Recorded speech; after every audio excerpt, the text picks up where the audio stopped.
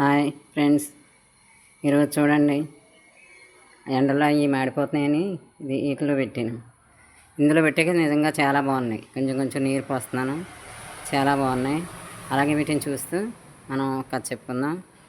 అనగనగా ఒక రాజంట, ఆయన చాలా మంచివాడు, ప్రజల్ని కన్నపిల్లల వల్లే బిడ్డల వల్లే పరిపాలిస్తూ ఉంటాడు. ఇంకా రాజుగారికి ఇంకా సంపదలకు లోటే ఉంటుంది. బోళ్ళని ధనరాశులు, ధాన్యరాశులు, సమస్త సంపదలు ఉంటాయి. ఎప్పటి నుంచో ఆయన దగ్గర ఒక మంత్రి గారు కూడా పనిచేస్తారు. చూడగా చూడగా ఆ మంత్రికి దుర్బుద్ధి పుట్టింది. రాజుగారి సంపద చూసి, ధన వస్తు వాహనాదులు చూసి, ఆ బంగారాలు అన్నీ చూసి దుర్బుద్ధి పుట్టి అప్పుడప్పుడు కొంచెం కొంచెం కొంచెం తస్కరిస్తాడు. చాలా పోగయ్యాక ఏం చేస్తాడో వెళ్ళిపోతాడు అనమాట. ఇలాగా పారిపోతాడు. ఆ సంపద పట్టుకుని వెళ్ళిపోయి కొంతకాలానికి రాజుగారు ఇంకేం పట్టించుకోరు, వెళ్ళిపోయాడు, పారిపోయాడని. తర్వాత కొంతకాలానికి తిరిగి వస్తాడు. తిరిగి వచ్చినప్పుడు రాజుగారు ప్రశ్నిస్తారు, ఏంటి నీవు మంత్రి తిరిగి వచ్చావు, నిన్ను శిక్షిస్తాను, నిన్ను శిక్ష వేయకుండా వదులుతాను అనుకున్నావా, నిన్ను శిక్షించగలను అంటాను.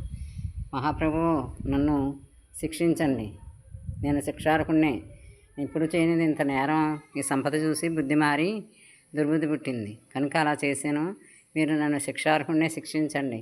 మీరు శిక్షించకపోయినా నా మనసు నన్ను శిక్షించింది, దాంతోనే నేను తిరిగి వచ్చాను.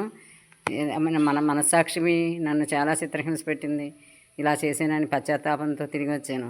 ఆ మనస్సాక్షి శిక్ష ముందు మీరు వేసిన శిక్ష ఏపాటిది, శిక్షించండి ప్రభు అని కోరుకుంటే రాజుగారు ఇంకా ఏమంటారు, సరే పశ్చాత్తాపడ్డావు కాబట్టి నీ పని నువ్వు చూసుకో, ఇంకెప్పుడు అలా చేయకు అని చెప్తారు. నిజంగానే మరి మనస్సాక్షి అనేది మనిషి లెక్క చేయం, కానీ లెక్క చేసుకుంటే ప్రతి క్షణము మనకి ఏ తప్పు చేయకపోయినా మనల్ని హెచ్చరిస్తూ ఉంటుంది.